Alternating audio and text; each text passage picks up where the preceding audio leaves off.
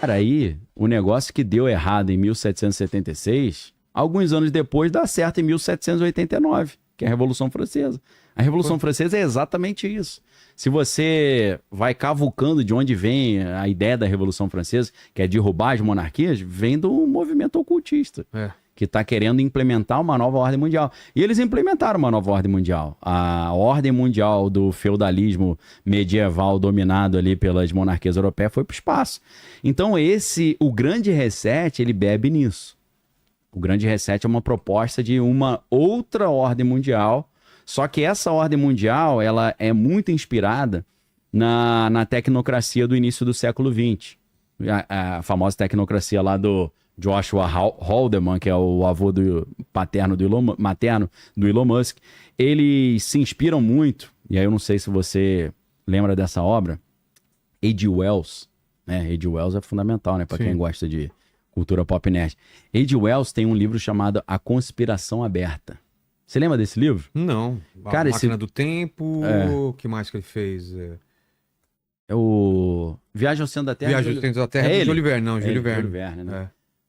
Pô, Depois agora ele vê. os outros. Tem filme pra caramba inspirado aí no...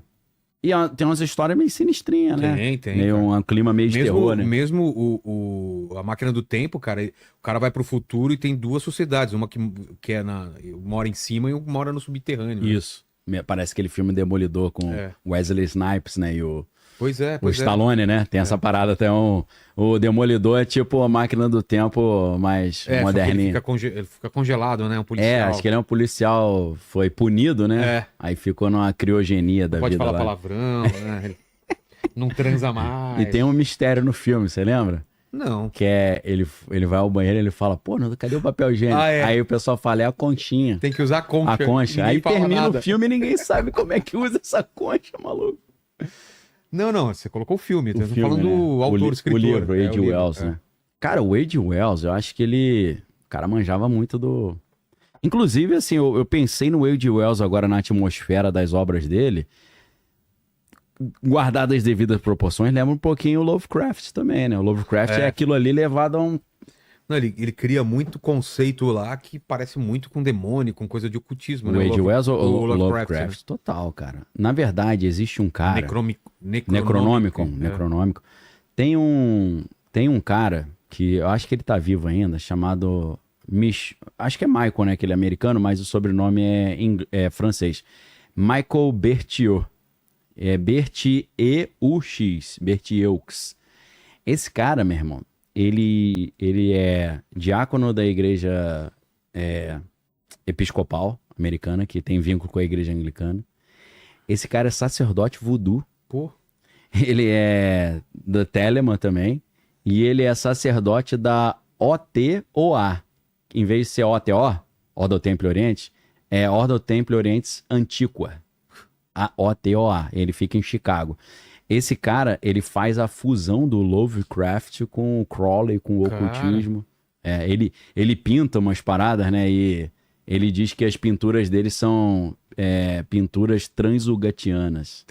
Transugatianas. Porque no Lovecraft, Ugat é o planeta Plutão, né? Que não é mais planeta, né? Ficou Plutão pra caramba. São dos Old Ones lá, dos... Então, depois de Plutão, você tem os Old Ones, que eles são fora da nossa... Como eles traduziram pra cá?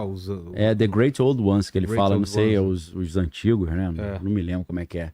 Então, os deuses da nossa dimensão, nosso sistema solar, são uns. Os deuses para além do sistema solar são os deuses transugatianos. Porque Yugat é o Plutão. Então são os antiguais, né? Tipo, o Cthulhu é o do antigão, né? Pois é. Tem a música do Metallica também, né? Pra quem gosta, né? The Call of Cthulhu. Né? Então, o H.G. Wells, cara, nesse livro, a Conspiração Aberta, ele também traz um papo parecido com esse projeto do Iluminismo e com esse projeto do Grande Reset, que a tese dele nesse livro é o seguinte, ele diz que a humanidade vive numa crise, né? Naquela época, né? Porque o livro é de 1928. Na verdade, o subtítulo do livro é interessante, né? Em inglês é Blueprints for a World Revolution, que é tipo o passo a passo, né? Mapa para uma revolução mundial. Então já começa a se falar sobre um governo mundial, né? Uma revolução mundial, uma nova ordem mundial. Então o H. Wells, ele fala, ó, a humanidade está vivendo uma crise profunda, tecnológica, social e tal, que torna o mundo daquela época, né, chegando aos anos 30, lembrando que já tá chegando ali a crise de 29, um mundo muito diferente do que tinha acontecido antes. E ele fala, olha, pra gente resolver isso, a gente tem que fazer uma conspiração, só que em vez de ser uma conspiração secreta, como a dos Illuminati, seria uma conspiração aberta, né? Porque são pessoas que publicamente reconhecem a necessidade ali de uma nova ordem mundial, com uma cooperação internacional e a ciência governando. Naquela época tinha muito essa visão de mundo positivista, né, do Sim. Augusto Comte, que a ciência ela vai evoluir progressivamente e vai resolver todos os problemas da humanidade, e a gente deveria deixar os cientistas e os tecnólogos governarem, né? E a gente vê várias imagens, representações de como seria esse futuro Utópico, é verdade. Primeiro tem aquela visão do vapor, né? Sim. A tecnologia do futuro, mas ainda com vapor. Exato. Depois a tecnologia do futuro, mais industrial, né? Exato. Com engrenagens e tudo. E hoje é o cyberpunk, né? Sim. Uma visão com essa tecnologia abundante e barata, mas com a vida extremamente pobre, né? Eu acho que foi o William Gibson que criou o Cyberpunk, né? Com Neuromancer, né? O termo cyberpunk é dele, né? Em Neuromancer. Isso. Então, mais uma dica aí pra galera. Exato, cyberpunk, low Vocês life, vejam como é que high-tech e low life. ligando os pontos cultura pra cultura caramba, demais. né? Por causa do Vilela, né? Eu só dou uns pitacos. É uma só. trilogia o Neuromancer. Cara, eu outro dia achei o meu comprei a Neuromancer trilogia. lá, eu só tenho o Neuromancer. Eu não só li tenho... o Neuromancer, vou ler os outros dois lá. só tem aquele. E sempre olho aquele do Perdido em Marte lá, Tá na sequência. tá na minha estante lá, cara. Devoradores de Estrelas. Devoradores de Estrelas. Lê logo porque... Mas como é que é Fala só rapidinho o enredo lá, que eu sempre O enredo esqueço. é a Terra Sem dar spoiler, a gente começa a ter uma nova era glacial, a temperatura começa a baixar porque o cara sol tá manja, chegando menos luz do sol pra cá e tá no mínimo solar. descobrem que tem um ser vivo que tá comendo os raios solares que estão vindo para cá, que está entre o Sol e a Terra. E aí descobrem que outras estrelas perto, as estrelas próximas, estão acontecendo isso. Com exceção de uma. Aí manda uma missão para essa estrela para ver por que essa estrela não está acontecendo isso. E a história começa com um cara, um astronauta que é mandado para lá, né? Isso é muito interessante, sabe por quê, cara? E galera, não perdi o fio da meada não, mas tem tudo a ver. Isso tem tudo a ver com 3 Atlas. O 3 Atlas, alguns relatos dizem que conforme ele está se aproximando do Sol, ele está como se ele estivesse se energizando. Ele deveria se comportar de uma determinada forma quando chega perto do Sol. Como cometa. E se comporta diferente. É como se ele estivesse sugando a energia do Sol. Já tem a ver. Pô. Mas quando você pega, cara, aí o Arthur C. Clarke, aquele encontro com o Rama. Sim, cara, maravilhoso. Você leu? Que tem É exatamente isso. Mas tem mais a ver com o Oumuamua. Porque ele é todo cilíndrico também, muito comprido, tipo um charutão. E a missão vai para analisar e eles entram e é uma cidade lá dentro. Né, tem um mundo lá dentro. E se eu não estou enganado, esse Rama, ele se alimenta do Sol também, né? Isso. Suga ali. E o Arthur C. Clarke não brincava em Não, são 3 livros também. São 3 livros. Cara, a galera fala, cara. Rendezvous with Rama. Arthur C. Clarke, a galera fala que ele não escrevia ficção científica, ele falava verdade por meio da ficção. É porque os livros dele tem muita ciência, ele manjava muito, então ele colocava muito, toda a parte de ciência, era muito era acurada. Muito maneiro, é verdade. Então, assim, H. Wells, cara, nesse Conspiração Aberta, ele fala, cara, a gente tem que criar uma nova ordem mundial, que ele chama de World Commonwealth, né, que é tipo bem-estar comum, bem comum mundial, que é a unificação global, política, social, econômica e tal, e acabando com esse negócio de Estado-nação tradicional, porque a desculpa deles é o seguinte, existem guerras. Geralmente as guerras são entre países. Se você não tem país, você não tem guerra. É fácil, meu irmão resolveu. Tipo assim, tá com dor de cabeça, arranca a cabeça. Porque sem cabeça você não vai ter dor de cabeça. Sua mulher te traiu no sofá, vende o sofá. Exatamente. Gostou dessa, né, Robert? Lembrei. O problema é o sofá, cara. Lembrei daquela piada que o cara falou assim, pô, meu irmão, acho que minha mulher tá me traindo com leiteiro, cara. Ué? O cara falou, por quê? Pô, cheguei no meu quarto lá, tinha umas caixas de leite. Aí o outro falou, pô, cara, eu acho que minha mulher tá me traindo com um carteiro. Aí o cara falou, mas por quê? Cara, tinha uma mala com negócio de carta, tipo coisa do correio dentro do meu quarto. Aí o maluco falou assim, pô, eu acho então que minha mulher tá me traindo com um cavalo. Aí ele falou, por quê? Pô, cheguei em casa e tinha um jockey dentro do meu quarto. Pelo raciocínio. Pelo raciocínio. Não? O Bigoda não entende as piadas, cara, ele não ri. Ele tem um senso de humor estranho, né? Eu contei aquela piada do barbeiro, ele demorou pra cair a ficha cara, ele não dele, entende cara. a ironia. Ele Isso não... é engraçado, né? Meu irmão é assim também, cara. Meu irmão, Dá eu o lembro... gabarito da piada pro rapaz. Meu pai é engraçado porque ele conta a piada e depois explica. Vai ter que Ele dar conta, um... você entendeu? Ele dá o gabarito, então, né? o Jockey O que tava Jockey, traído, você cara, entendeu? Ele é o Ricardão. Ó, agora que ele entendeu, cara. Cara, você viu a cara dele quando eu falei isso? Pô, Ele falou, eu tô triste que ficou daqui eu não tô feliz ainda, conseguindo né? ver a É, cara você não tá dele. vendo o bigode, Tem que mas- botar um espelhinho aqui pra eu ele ter só um... entendeu agora, cara. Não, meu irmão era assim, cara. A gente tava criança, né? Um amigo chegou e falou aí. Tinham 2 cachorros, né? Conversando. Aí passou uma cadela e um cachorro falou aí, vamos lá. Ele falou, não vou não. Ele falou, por que não? Parei de cheirar. Aí meu irmão, pô, não entendi não. Ah, não, Aí os caras falaram, pô, cachorro não tem mania de ficar cacheiro. Aí ele, porra, era cachorro na história? Pô, lógico, eu não falei que era o cachorro. Ele, pô, mas cachorro não fala. Ah, não. Eu falei, ó, esquece, irmão, esquece. Uma vez contaram a piada, não, o cara tava no bosque, ele, peraí, o que é bosque mesmo? Como assim? Esquece. É o cara que está contando que aquela piada tem um português, um francês, um americano no avião, eles colocam a mão pra fora do avião. Ah, mas não dá pra colocar a mão pra fora do avião. Cara, é uma piada só, cara. Relaxa, velho. Pô, não precisa seguir as regras, né, do mundo com isso, cara, pô. Então, assim, cara, o H.G. Wells, ele já tinha essa ideia, vamos acabar com o negócio das nações e vamos criar um governo único global, que assim a gente acaba com as guerras, porque as guerras são feitas entre as nações. Na verdade, é inspirado nisso também que surge a Liga das Nações e depois a Organização das Nações Unidas, entendeu? A gente vai ter uma Essa ideia de ter uma organização global que vai mediar os conflitos e daqui a pouco você não tem mais Estado-nação, você tem os grandes blocos, né? Tipo, a União Europeia é fruto dessa mesma visão de mundo, né? E o que é interessante é a gente perceber o cara que é o pai da ideia da Liga das Nações da União Europeia, que é o Conde Kalergi, com K. Escreve Kalergi, né? Ele tinha uma mistura curiosa, ele era descendente de austríaco com japonês. Pô. Ele tinha uma cara meio... Imagina um austríaco com um japonês misturado. É o Conde Kalergi. E ele tinha essa ideia de... Ele desenvolveu o conceito de pan-Europa, que a Europa não ter mais país, ser uma única nação, um único continente. Então, cara, o grande reset do Klaus Schwab, ele se inspira muito nisso.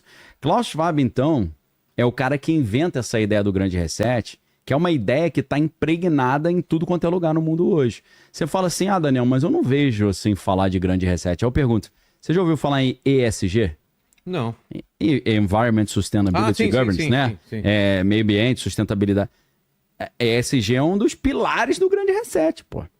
Então, assim, às vezes você não vê o nome grande reset, mas você vê as propostas, né? O que está por trás.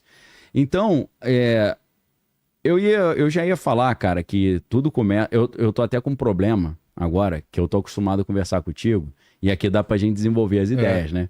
Aí eu vou nos outros podcasts e eu não saio falando tudo no início, eu vou construindo e enchendo de... Aí os caras cortam assim. Pô, na hora que vai começar, o cara, pô, foi muito bom. Eu falei, ih, rapaz, aqui é mais curto. Ah, é verdade, Ferrou. entendi. Quando tá começando a esquentar. Caraca, meu irmão, eu falei, mas eu nem falei o assunto. Tava só na preparação, né? Eu tenho que ter um assessor só pra me falar, meu irmão, uma hora. acelera. Início, meio e fim em 60 minutos. Então, assim, cara, eu ia começar já com o Klaus Schwab, tem vários livros, inclusive, eu tenho todos os livros dele, separei uma pilha desse tamanho de livro pra trazer, esqueci na minha sala. Falei, pô, deixa eu ver a capa, de repente eu vou comprar os livros também. Vale? Vale, cara. Quarta Revolução Industrial, vale a pena. É o primeiro livro que eu ia citar. Pode repetir o nome do livro, por A favor? Quarta Revolução Industrial. Só que eu ia te perguntar isso, Vilela. A gente pode agora já pegar esse primeiro livro. Não é o primeiro livro que ele escreveu, é de 2016, mas é um dos livros mais interessantes para a gente pensar o que é o Grande Reset. Ou a gente já parte por a Quarta Revolução Industrial, ou eu te explico um pouco de onde esse cara tá vindo. Primeiro isso. Então Pode ser? Vamos lá. Temos tempo? Tem. Galera, acho que a galera vai gostar. Cara, é um alemão. Klaus, né? A galera fala Schwab, mas alemão é Schwab, né? Schwab. Klaus Schwab. Porque o W tem som de V, né? Lá não tem... Nos Estados Unidos é ao contrário, né? O W tem som de U, né? A gente fala Vilma, aqui lá é o Wilma, né? Wilma. Você vai ver Flintstones, né? Aí o Fred Flintstone, Wilma, né? Aqui a gente fala Vilma, né? É. Olha lá, quarta revolução industrial, Klaus Então, Schwab. esse aí, Klaus Schwab. Eu tenho isso tudo lá, cara. Eu até deixo na minha mesa lá, quando eu faço as lives, que eu sempre mostro, né? Pra incentivar a galera ali. Agora, esse cara, meu irmão, qual que é o esquema dele? Qual é a situação dele? Ele falou o seguinte, olha, depois da Segunda Guerra Mundial, quando eu era muito jovem, a gente tá falando dos anos 45, 50, eu fui para os Estados Unidos para tentar conhecer a sociedade americana. Só que ele fala, cara, depois da Segunda Guerra Mundial, onde os alemães eram os vilões, um alemão não era muito bem recebido nos Estados Unidos. Então eu cheguei lá meio assim, peixe fora d'água. Aí eu fui lá na Universidade de Harvard e quis assistir umas aulas. Perguntei se eu poderia, perguntei ali, posso assistir uma aula como ouvinte e tal? E os caras falaram, não. Aí ele, ninguém queria saber de um alemão em Harvard, né? Até que eu fui até uma aula de um cara chamado Henry Kissinger. Que, na verdade, o nome dele não é Henry, né? Heinz Kissinger, né? Que nasceu na Bavária, exatamente lá na Floresta Negra, de onde saem, né, as No grandes sul da Alemanha. feitiçarias. Inclusive, quando eu era mais novo, eu não Eu tinha... tive lá, você teve lá? Não. Cara, Tem um climinha? tem um clima, viu? É, tem uma parada ali, Tem uma né? parada. Uma vibe. Tava meio chuvoso. É. Eu fui num hotel. Baviera, né? Às vezes o cara fala É. Baviera em vez de Bavária. Fui num hotel, numa cidadezinha dessa, bem no meio da Floresta Negra. A mulher, a velhinha que me atendeu era tipo uma bruxa, velho. Parada de filme, assim. Sabe É. aquele rosto assim, coisa de filme, assim. Caramba. Mó climão, né? Não tinha nada a ver, mas tipo, você constrói todo na sua É, a cabeça. atmosfera da parada, né? Aquele lugar úmido, É. aqueles lugares cheios de coisa pendurada na parede, É, gato andando. Um símbolozinho estranho, símbolos né? estranhos, Uma exato. heráldica e tal. É. Cara, aí o Klaus Schwab falou, pô, eu tava lá, aí eu pensei, poxa, eu sou alemão, ele também é alemão, acho que ele vai deixar eu assistir a aula. E deu certo. Ele chegou, poxa, eu sou alemão, tô aqui nos Estados Unidos, querendo conhecer, estudar.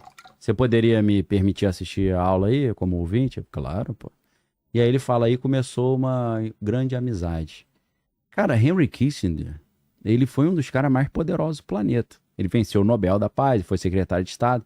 Mas a grande questão é que é a história oculta do Henry Kissinger. Como assim a história oculta? Cara, Henry Kissinger, um alemão, um imigrante alemão nos Estados Unidos, como é que ele chega ao alto escalão do governo norte-americano e a gente poderia dizer até do cenário global, né? Henry Kissinger é endeusado na China, meu irmão. O chinês adora Henry Kissinger. Porque o Kissinger foi o cara que na época do Richard Nixon ajudou a abrir a comunicação entre os Estados Unidos e a China, né?